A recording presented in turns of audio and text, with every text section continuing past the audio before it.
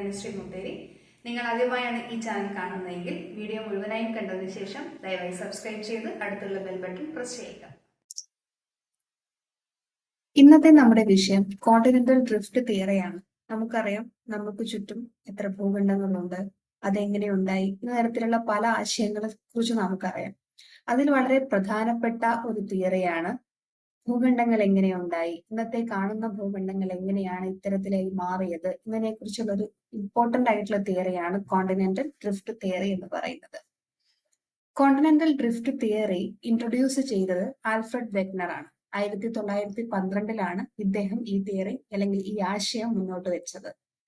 In the early 20th century, Wegner published a paper explaining his theory that the continental landmasses were drifting across the earth, sometimes plowing through oceans and into each other.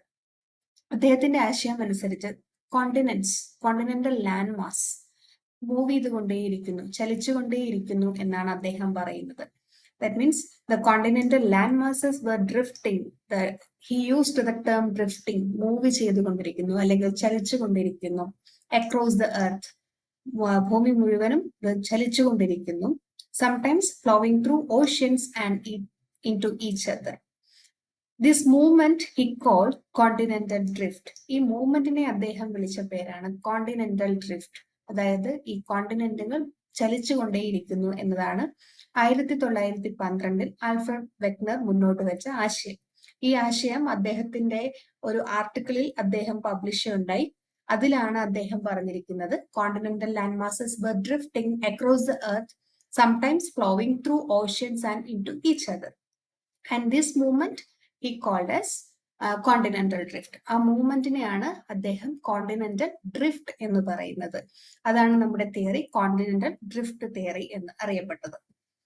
Bringing together a large mass of geological and paleontological data, Wegner postulated that throughout most of geological time there was only one continent which he called Pangaea.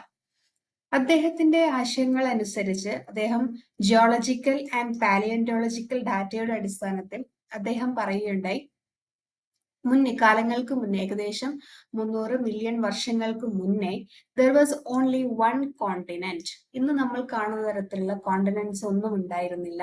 Only one continent, ഒറ്റ continent മാത്രമേ ഉണ്ടായിരുന്നുള്ളൂ. ഒരൊറ്റ continental land mass, ഒരു super continent മാത്രമേ ഉണ്ടായിരുന്നുള്ളൂ. അതിനെ അദ്ദേഹം വിളിച്ച പേരാണ് പാൻജിയ. ആ ഒരൊറ്റ കോണ്ടിനെന്റ് മാത്രമേ ഉണ്ടായിരുന്നുള്ളൂ. അതിന് അദ്ദേഹം നൽകിയ പേര് പാൻജിയ എന്നാണ്.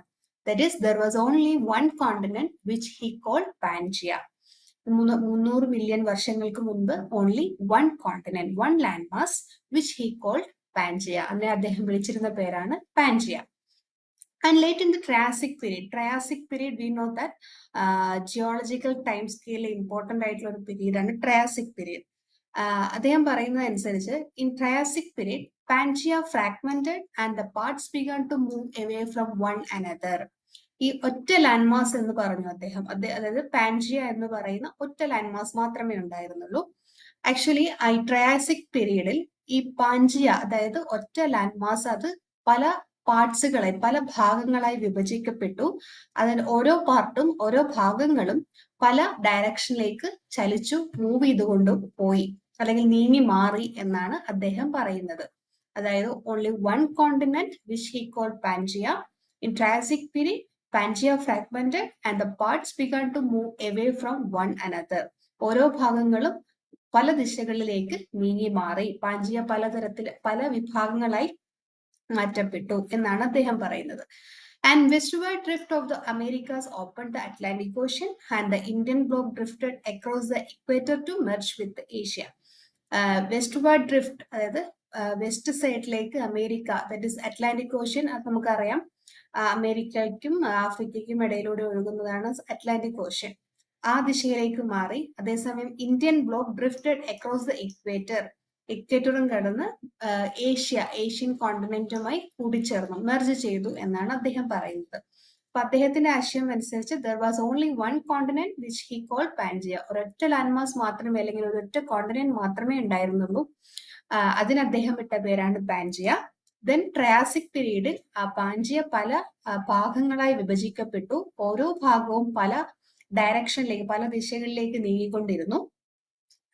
വെസ്റ്റ്വാർഡിലേക്കും and Indian especially Indian block drifted across the equator to merge with Asia. And in 1937, Alexander L. du Toit is a South African geologist, modified Wegner hypothesis by suggesting two primordial continents, that is Laurasia in the north and the Gondwana land in the south. 1937 ഈ Alfred ബെഗ്നർ 1912 ഈ ഒരു ആശയം മുന്നോട്ട് വെച്ചത്. 1937 Alexander L Dwight ഈ south African geologist ആണ്. അദ്ദേഹം ഈ ആൽഫ്രഡ് ബെഗ്നറുടെ ആശയം ഒന്ന് മോഡിഫൈ ചെയ്തു. അദ്ദേഹത്തിന്റെ കാഴ്ചപ്പാടനുസരിച്ച് ഒറ്റ ലാൻഡ് മാസ് മാത്രമേ ഉണ്ടായിരുന്നുള്ളൂ. അത് വിഭജിക്കപ്പെട്ട് നോർത്തേൺ സൈഡിലുള്ള ലാൻഡ് മാസിനെ അദ്ദേഹം ലൊറേഷ്യ എന്ന് പറയും. നോർത്തേൺ പാർട്ടിലേക്ക് വിഭജിക്കപ്പെട്ടു മാറിയതിനെ ലൊറേഷ്യ എന്നും സദേൺ പാർട്ടിലേക്ക് വിഭജിക്കപ്പെട്ടു മാറിയതിനെ ഗോണ്ട്വാന ലാൻഡ് എന്നും പറയുന്നു. According to Alexander, 1937, he modified the Wegner hypothesis and there is a two continent, Laurasia in the north and Gondwana land in the south. So ആശയം അനുസരിച്ച് ആൽഫ്രഡ് ബെഗ്നർ പറഞ്ഞത് only one continent which he called Pangaea. After that, Pangaea fragmented and the parts began to move away from one another.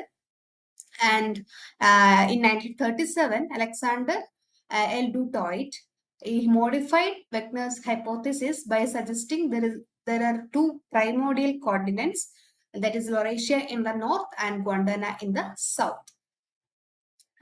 ഈ picture കണ്ടാൽ നമുക്ക് മനസ്സിലാവാം. ഇത് 225 million years ago there was only one continent. ഒറ്റ continent മാത്രമേ ഉണ്ടായിരുന്നുള്ളൂ. അദ്ദേഹം അതിനെ വിളിച്ചതാണ് പാൻജിയ. നമ്മൾ ഇന്ന് കാണുന്ന തരത്തിലുള്ള ഭൂഖണ്ഡങ്ങളോ ഒന്നും ഉണ്ടായിരുന്നില്ല. ഒറ്റ ഒരു കോണ്ടിനെന്റ് മാത്രം, ഒരു ലാൻഡ് മാസ് മാത്രമേ ഉണ്ടായിരുന്നുള്ളൂ. അതാണ് പാൻജിയ. 150 million years ago, 150 വർഷങ്ങൾക്ക് മുന്നേ ഈ പാൻജിയ വിഭജിക്കപ്പെട്ടു. വിഭജിച്ചതിന് ശേഷം നോർത്തേൺ സൈഡിലേക്ക് ഉള്ള ഭാഗത്തെ അദ്ദേഹം ലൊറേഷ്യ എന്നും സദേൺ പാർട്ടിലുള്ളത് ഗോണ്ട്വാന എന്നും വിളിച്ചു. അലക്സാണ്ടർ 1937 അദ്ദേഹത്തിന്റെ ആശയം അനുസരിച്ച് നോർത്തേൺ സൈഡിലെ Laurasia and the southern side that is Gondwana land. 100 million years ago, again the drifting, the ചലനം, ആ മൂവ്മെന്റ് സംഭവിച്ചുകൊണ്ടേയിരുന്നു. വീണ്ടും ഈ ഭൂഖണ്ഡങ്ങൾ, കോണ്ടിനെന്റ്സ് മാറി മാറി വന്നുകൊണ്ടിരുന്നു. അതിന്റെ സ്ഥാന ചലനം സംഭവിക്കുകയുണ്ടായി. ആൻഡ് ഇത് ഇന്നത്തെ നമ്മുടെ പ്രസന്റ് കണ്ടീഷൻ ഇതാണ്. എർത്ത് ടുഡേ എന്ന് പറയുന്നത് ഇത് നമ്മൾ ഇന്ന് കാണുന്ന കോണ്ടിനെന്റ്സിന്റെ ലൊക്കേഷൻ, അല്ലെങ്കിൽ ഇതാണ് ഇപ്പോഴത്തെ കണ്ടീഷൻ എന്ന് പറയുന്നത്. അതായത് 225 million years ago there was only one continent which he called Pangaea, and this is the condition what we know, right? This is a present condition of Earth today. So this is also the change we can identify. ഇവിടെ നമുക്ക് change കാണാൻ പറ്റും. 200 million years ago, 100 million years ago, 70 million years ago and 30 million years ago. ഈ വീഡിയോയിൽ നമുക്ക് correct അതിന്റെ drifting, അതിന്റെ ചലനം അല്ലെങ്കിൽ മൂവ്മെന്റ് കാണാൻ സാധിക്കും. ആകെ ഒറ്റ ഒരു പാൻജിയ മാത്രമേ ഉണ്ടായിരുന്നുള്ളൂ. അതിനുശേഷം ഈ പാൻജിയ പല ഭാഗങ്ങളായി വിഭജിക്കപ്പെട്ട് അതിന് സ്ഥാനചലനം സംഭവിക്കുകയുണ്ടായി. അതാണ് ബേസിക്കലി ആൽഫ്രഡ് ബെഗ്നറുടെ കോണ്ടിനെന്റൽ ഡ്രിഫ്റ്റ് തിയറി എന്ന് പറയുന്നത്. അദ്ദേഹം പറയുന്നത് ഒറ്റ കോണ്ടിനെന്റ്, സൂപ്പർ കോണ്ടിനെന്റ്, അത് അതിനുശേഷം പല ഭാഗങ്ങളായി വിഭജിക്കപ്പെട്ട് പല ഭാഗങ്ങളിലേക്ക്, പല ഡയറക്ഷനിലേക്ക് നീങ്ങി മാറി. അതാണ് കോണ്ടിനെന്റൽ ഡ്രിഫ്റ്റ് തിയറി. ഈ കോണ്ടിനെന്റൽ ഡ്രിഫ്റ്റ് തിയറി പറയുന്നതിന് അദ്ദേഹം കുറെ തെളിവുകൾ, അതായത് എവിഡൻസസുകൾ അദ്ദേഹം പറയുണ്ടായി. എന്തുകൊണ്ടാണ് ഇങ്ങനെയുള്ള, അദ്ദേഹം പറഞ്ഞല്ലോ ഒറ്റ കോണ്ടിനെന്റ് മാത്രമേ ഉണ്ടായിരുന്നുള്ളൂ, അതിന് പാൻജിയ മാത്രമേ ഉണ്ടായിരുന്നു എന്നുള്ളത്. എന്തുകൊണ്ടാണ് അങ്ങനെ പറയാനുള്ള കാരണം എന്നതിന് കുറച്ച് തെളിവുകൾ അദ്ദേഹം പറയുകയുണ്ടായി. അതിനകത്ത് ഒന്നാമത്താണ് ഫിറ്റ് ഓഫ് കോണ്ടിനെന്റ്സ്. കോണ്ടിനെന്റ്സ് തമ്മിലുള്ള കറക്റ്റ് ഫിറ്റ്, അതായത് നമുക്കറിയാം ആഫ്രിക്കയും സൗത്ത് അമേരിക്കയും തമ്മിൽ കറക്റ്റ് ഫിറ്റ് എന്നുള്ളത് അദ്ദേഹം കണ്ടുപിടിച്ചു. അതായത് ഇത് ഒരിക്കൽ, അതായത് അദ്ദേഹത്തിന്റെ അഭിപ്രായം അനുസരിച്ച് ഇതാണ് നമ്മുടെ present condition, Africa and south America, ഇതാണ് നമ്മുടെ present condition. And here we can see Atlantic ocean also. പക്ഷെ അദ്ദേഹം പറയുന്നതിനനുസരിച്ച് ഇത് രണ്ടും കണ്ടോ, ഇതിന്റെ രണ്ട് വശങ്ങളും കറക്റ്റ് ഫിറ്റ് ആയി വരുന്നത് കൊണ്ട് ഒരു കാലത്ത് ഇത് ഒരുമിച്ച് ഒറ്റ ലാൻഡ് മാസ് ആയിരുന്നു എന്നാണ് അദ്ദേഹത്തിന്റെ ഒന്നാമത്തെ തെളിവെന്ന് പറയുന്നത്. ഈ ഒരു ഫിറ്റിന് അദ്ദേഹം പറയുന്നത് ജിഗ്സോ ഫിറ്റ് എന്നാണ് അദ്ദേഹം അതിനെ വിളിച്ചത്. അപ്പം സൗത്ത് അമേരിക്കയും ആഫ്രിക്കയും ഒരു കാലത്ത് ഒറ്റ ലാൻഡ് മാസ് ആയിരുന്നു, ഒരു ലാൻഡ് മാസ്, അതായത് സൂപ്പർ കോണ്ടിനെന്റിന്റെ ഭാഗമായിരുന്നു എന്നാണ് ഒന്നാമത്തെ ആൽഫ്രഡ് വെഗ്നറുടെ എവിഡൻസ് എന്ന് പറയുന്നത്. പിന്നെ അത് ഈ ചലനം അല്ലെങ്കിൽ സ്ഥാന മാറ്റം സംഭവിക്കുകയുണ്ടായി എന്നാണ് അദ്ദേഹത്തിന്റെ വാദം, ഒന്നാമത്തെ വാദം. രണ്ടാമത്തെ കാര്യം, today the evidence four A major glaciation even around 300 million years ago is spread across different latitudes and all southern continents, including India and Australia. Ice sheet cannot form there in the current warm climate. That is how Alfred Wegener knew that the continent must once have been located in higher latitude, closer to the South Pole, where the climate is cold. ഇവിടെ നമുക്ക് ആഫ്രിക്കയുടെ, അതായത് southern പോളിൽ, അതായത് ഇക്വേറ്ററിന്റെ southern ഡയറക്ഷനിൽ നമുക്കിവിടെ ഇവിടെയും, അതായത് south അമേരിക്കന്റെ ഭാഗങ്ങളിലും ആഫ്രിക്കയുടെ ഈ ഭാഗങ്ങളിലും ഇന്ത്യയിലും ഓസ്ട്രേലിയയിലും ഒക്കെ ഗ്ലേസിയേഷന്റെ എവിഡൻസസുകൾ നമുക്ക് കാണാൻ സാധിച്ചു. ഒരിക്കലും ഒരു ചൂടുള്ള കാലാവസ്ഥയിൽ നമുക്ക് ഇങ്ങനത്തെയുള്ള ഐസ് ഷീറ്റുകൾ കാണാൻ സാധിക്കില്ല. അപ്പൊ അദ്ദേഹത്തിന്റെ വാദം അനുസരിച്ച് ഒരു കാലത്ത് ഇതൊക്കെ സൗത്ത് പോൾ, അതായത് ഈ സൗത്ത് പോളിന്റെ ഭാഗമായിരുന്നു, ഒറ്റ ഒരു ഭാഗമായിരുന്നു. അതിനുശേഷം ഇത് പല ഭാഗങ്ങളിലേക്ക് സ്ഥാനചലനം ഉണ്ടായി എന്നാണ് അദ്ദേഹത്തിന്റെ, ഇതെല്ലാം ഈ കാണുന്ന ഭാഗമെല്ലാം ഇതിന്റെ ഒറ്റ ഭാഗമായിരുന്നു. അതിനുശേഷം പല ഭാഗങ്ങളിലെ ഡയറക്ഷനിലേക്ക് മാറി എന്നാണ് അദ്ദേഹത്തിന്റെ ഒരു അടുത്ത തെളിവായിട്ട് അദ്ദേഹം പറയുന്നത്. അടുത്തൊരു തെളിവെന്ന് പറയുന്നത് evidence of continental drift rock record. റോക്സിന്റെ, അതായത് ആഫ്രിക്കയുടെയും സൗത്ത് അമേരിക്കയിലും കാണപ്പെടുന്ന ഒരേ സ്വഭാവമുള്ളതും, അതായത് കണ്ടെയ്നിങ് കോറൽസ് ആൻഡ് കോൾസ്, അതായത് ഇറ്റ്സ് കോറൽസും കോളും കണ്ടെയ്ൻ ചെയ്തിട്ടുള്ള റോക്ക്, അതായത് ഒരേ ക്യാരക്ടറിസ്റ്റിക്സും അല്ലെങ്കിൽ ഒരേ ഏജ് ആയിട്ടുള്ള റോക്സ് അദ്ദേഹം ഐഡന്റിഫൈ ചെയ്യേണ്ടായി. അപ്പൊ അതും ഒരു തെളിവായി അദ്ദേഹം പറഞ്ഞു. അതുകൊണ്ട് തന്നെയാണ് ഇത് ഒറ്റ ലാൻഡ് മാസ്, അതായത് ഒരേപോലെയുള്ള ഈ റോക്ക് സ്ട്രാറ്റ, അതിന് ഒരേ ഏജും ഒരേ ക്യാരക്ടറിസ്റ്റിക്സുമാണ് ഉള്ളത്. അതുകൊണ്ട് തന്നെ ഇതും ഒരു തെളിവായിട്ട് അദ്ദേഹം പറഞ്ഞു. അടുത്തൊരു തെളിവായിട്ട് അദ്ദേഹം പറഞ്ഞിരുന്നത് distribution of Mesosaurus. Mesozoos was a small reptile that lived about 250 million years ago. Fossils of Mesozoos were found on both sides of the Atlantic in South America and Africa. മെസോസോസ്, അതായത് 250 മില്യൺ 250 വർഷങ്ങൾക്ക് മുന്നേ ജീവിച്ചിരുന്ന ഒരു ജീവിയാണ് മെസോസോസ്. അതിന്റെ fossil നമുക്ക് ഈ south അമേരിക്കയുടെ ഈ ഭാഗത്തു നിന്നും ആഫ്രിക്കയുടെ ഈ ഭാഗത്തു നിന്നും ലഭ്യമായതുകൊണ്ട് തന്നെ അദ്ദേഹം പറഞ്ഞു ഈ ആഫ്രിക്കയും സൗത്ത് അമേരിക്കയും ഒരു കാലത്ത് ഒറ്റ ലാൻഡ് മാസ് ആയിരുന്നു. കാരണം ഈ ഒരു റെപ്റ്റൈൽ, അതായത് ഈ ഒരു ജീവിക്ക് ഒരിക്കലും ഒരു ഓഷ്യൻ ക്രോസ് ചെയ്ത് വരാൻ കഴിയില്ല. അങ്ങനെയുള്ള ഒരു ജീവിയാണത്. അതുകൊണ്ട് ഒരിക്കലും ക്രോസ് ചെയ്ത് വരാൻ കഴിയില്ല. സോ അതുകൊണ്ട് ഇതൊരു ഒറ്റ ലാൻഡ് മാസ് ആയിരുന്നു സൗത്ത് അമേരിക്കയും ആഫ്രിക്കയും. അതാണ് അടുത്ത തെളിവായിട്ട് അദ്ദേഹം പറഞ്ഞിരുന്നത്. മറ്റൊരു തെളിവായിട്ട് പറഞ്ഞത് ഡിസ്ട്രിബ്യൂഷൻ ഓഫ് അതർ റെപ്റ്റൈൽസ്, മറ്റു പല ജീവികളുടെയും ഫോസിൽസ് ആൻഡ് പ്ലാന്റ്സ് ഇവയൊക്കെയാണ്. Similar fossils, reptiles and plants are found on the different continents. How could they have crossed the ocean? അദ്ദേഹം ചോദിച്ചൊരു ചോദ്യമാണ്, എങ്ങനെയാണ് ഈ റെപ്റ്റൈൽസും പ്ലാന്റ്സും ഒക്കെ ഓഷ്യൻ ക്രോസ് ചെയ്ത് പോകുന്നത്? അതൊരിക്കലും സംഭവിക്കുന്ന കാര്യമല്ല. അതുകൊണ്ട് ഈ സിമിലർ ഫോസിൽസ് ഓൾറെഡി ഐഡന്റിഫൈഡ്, കോണ്ടിനെന്റ്സിന്റെ പല ഭാഗങ്ങളിൽ നിന്നും സിമിലർ ഫോസിൽസുകൾ ഓൾറെഡി ഐഡന്റിഫൈ ചെയ്ത് കഴിഞ്ഞിട്ടുണ്ട്. ഒരിക്കലും ഈ റെപ്റ്റൈൽസോ അല്ലെങ്കിൽ പ്ലാന്റ്സിനോ ഒരിക്കലും ഓഷ്യൻ ക്രോസ് ചെയ്ത് മൂവ് ചെയ്യാൻ സാധിക്കുകയില്ല. അതുകൊണ്ട് തന്നെ ഇതെല്ലാം തന്നെ ഒരു കാലത്ത് ഒറ്റ കോണ്ടിനെന്റ് ആയിരുന്നു, അതാണ് Pangaea. So the continents were part of the same landmass about 200 to 300 million years ago. അദ്ദേഹത്തിന്റെ ഇമ്പോർട്ടന്റ് ആയിട്ടുള്ള ആർഗ്യുമെന്റ്സ് എന്ന് പറയുന്നത്, ആർഗ്യുമെന്റ്സ് ഫേവറിംഗ് കോണ്ടിനെന്റൽ ഡ്രിഫ്റ്റ് എന്ന് പറയുന്നത്, ഒന്നാമത്തെ ഫിറ്റ് ഓഫ് കോണ്ടിനെന്റ്സ് നമ്മൾ ഓൾറെഡി പറഞ്ഞു കഴിഞ്ഞതാണ്. ആഫ്രിക്കയുടെയും സൗത്ത് അമേരിക്കയുടെയും കറക്റ്റ് ഫിറ്റ്, അതാണ് ഒന്നാമത്തെ തെളിവായിട്ട് ആർഗ്യുമെന്റ് ആയിട്ട് അദ്ദേഹം പറയുന്നത്. അതുപോലെ ആൻഷ്യൻ റോക്കിന്റെ സിമിലർ റോക്കാണ് ഏജ് സിമിലർ ക്യാരക്ടറിസ്റ്റിക്സ് ആണ്, ഒരേ ഏജ് ആണ്, ആൻഡ് ലൊക്കേഷൻ ഓൾസോ നമുക്ക് ഐഡന്റിഫൈ ചെയ്യാൻ പറ്റി. അപ്പോൾ അതും ഒരു ആർഗ്യുമെന്റ് ആണ്. അതേപോലെ ഐസ് ഷീറ്റ് എല്ലാം നമുക്ക് സതേൺ പോളിനോട് അടുത്താണ് അത് ഉണ്ടായിരുന്നത്. അതുകൊണ്ട് തന്നെ നമുക്ക് ഐസ് ഷീറ്റ് ഗ്ലേസിയേഷന്റെ എവിഡൻസ് നമുക്ക് ആർഗ്യുമെന്റ് ആയിട്ട് അദ്ദേഹം പറഞ്ഞു. And the rocks of same age and similar characteristics on different continents. Same ഏജും സിമിലർ ക്യാരക്ടറിസ്റ്റിക്സും, റോക്കിന്റെ സെയിം ഏജും സിമിലർ ക്യാരക്ടറിസ്റ്റിക്സും അതൊരു അടുത്തത് ആർഗ്യുമെന്റ് ആണ്. അതുപോലെ distribution of similar plants and animals on different continents. നമുക്കിപ്പോ പല കോണ്ടിനെന്റ്സിലും ഒരേപോലെയുള്ള പ്ലാന്റ്സിന്റെയും അനിമൽസിന്റെയും ഫോസിൽസ് നമുക്ക് കാണാൻ പറ്റും. അതാണ് distribution of similar plants and animals on different continents.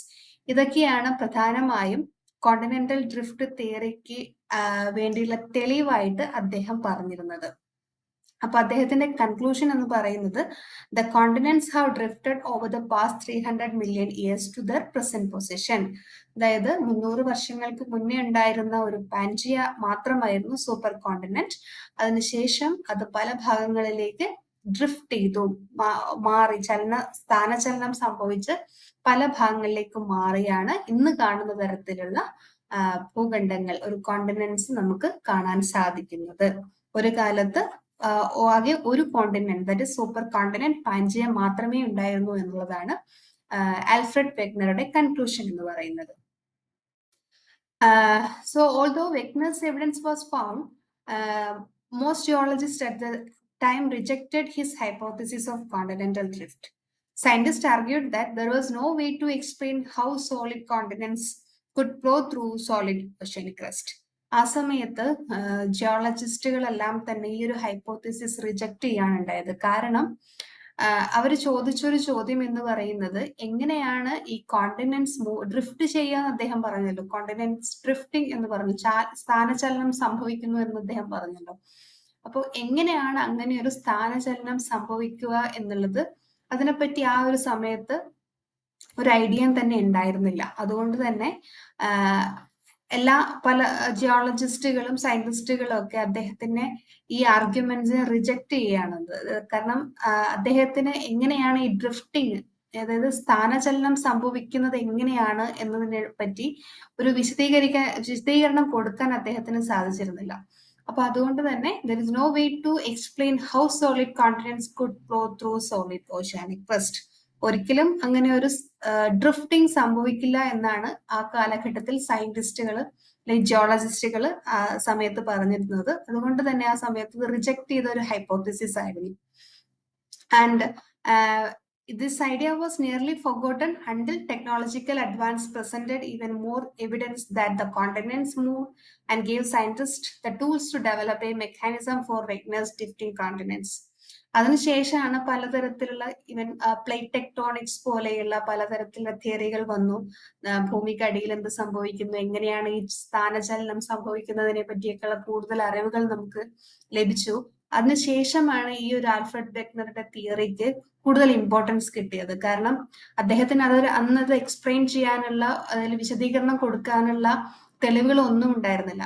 ഇദ്ദേഹം ഇത്തരത്തിലുള്ള തെളിവുകൾ മാത്രമേ പറഞ്ഞിരുന്നുള്ളൂ. എന്തുകൊണ്ടാണ് ആ സ്ഥാനചലനം സംഭവിക്കുന്നത് എന്നുള്ളൊരു കറക്റ്റ് വിശദീകരണം കൊടുക്കാൻ അദ്ദേഹത്തിന് കഴിഞ്ഞിരുന്നില്ല. അപ്പൊ അതുകൊണ്ട് തന്നെയാണ് ആ സമയത്ത് അത് റിജക്ട് ചെയ്യപ്പെട്ടതും. പക്ഷെ അതിനുശേഷം പ്ലേറ്റ് ടെക്ടോണിക്സ് തിയറികൾ, നമ്മള് ഭൂമിക്ക് അടിയിലുള്ള കാര്യങ്ങളെ കുറിച്ച് സംസാരിക്കാനും പഠിക്കാനും കൂടുതൽ ടെക്നോളജിക്കൽ സപ്പോർട്ട് കൂടി നമുക്ക് സാധിച്ചത് കൊണ്ടാണ് നമുക്ക് സ്ഥാനചലനം സംഭവിക്കുന്നു എന്നുള്ള കാര്യങ്ങൾ മനസ്സിലാക്കാൻ കഴിഞ്ഞത്. അതിനുശേഷമാണ് ഓൾറെഡി നമുക്ക് ഉണ്ടായിരുന്ന 1912 ആൽഫ്രഡ് വെഗ്നർ പറഞ്ഞ കാര്യങ്ങൾ കറക്റ്റ് ആയിരുന്നു എന്നുള്ളത് നമുക്ക് മനസ്സിലാക്കാൻ സാധിക്കുന്നത്. Even plate tectonics theory, plates movement സംഭവിക്കുന്നു എന്ന് പ്ലേറ്റ് ടെക്ടോണിക്സ് തിയറിയിലൂടെ നമുക്ക് അറിയാൻ സാധിച്ചു. അപ്പം ഇതായിരുന്നു ആശയം, continental drift theory. Alfred Wegener 1912 ഇത് ഇൻട്രൊഡ്യൂസ് ചെയ്യുന്നത്. അദ്ദേഹത്തിന്റെ ആശയം അനുസരിച്ച് പാൻജിയ ഒറ്റ സൂപ്പർ കോണ്ടിനെന്റ് മാത്രമേ ഉണ്ടായിരുന്നുള്ളൂ, ദാറ്റ് ഇസ് പാൻജിയ. ഈ പാൻജിയ വിഭജിക്കപ്പെട്ട് പലതരത്തിലുള്ള പാർട്സ് ആയി മാറി. ആ പാർട്സുകളാണ് ഓരോ കോണ്ടിനെന്റ്സ് ആയി മാറിയത്. എന്നിട്ട് അത് പല ഡയറക്ഷനിലേക്ക് ഡ്രിഫ്റ്റിംഗ് സംഭവിച്ചു എന്നുള്ളതാണ് അദ്ദേഹം പറഞ്ഞിരുന്നത്. അപ്പൊ അതിനു വേണ്ടി അദ്ദേഹം കുറെ തെളിവുകളും കൂടി നമുക്ക് കാണിച്ചു. അതായത് fit of continents, distribution of reptiles and ice glaciation, ഇത്തരത്തിലുള്ള കുറെ എവിഡൻസുകൾ, ആർഗ്യുമെന്റ്സ് അദ്ദേഹം കൊടുത്തിരുന്നു. അപ്പം ഇതാണ് continental drift theory. Continents are drifting, അതായത് മൂവ്മെന്റ് സംഭവിക്കുന്നു എന്നാണ് ആൽഫ്രഡ് പെഗ്നർ അതായിരുന്നു അദ്ദേഹത്തിന്റെ ആശയം.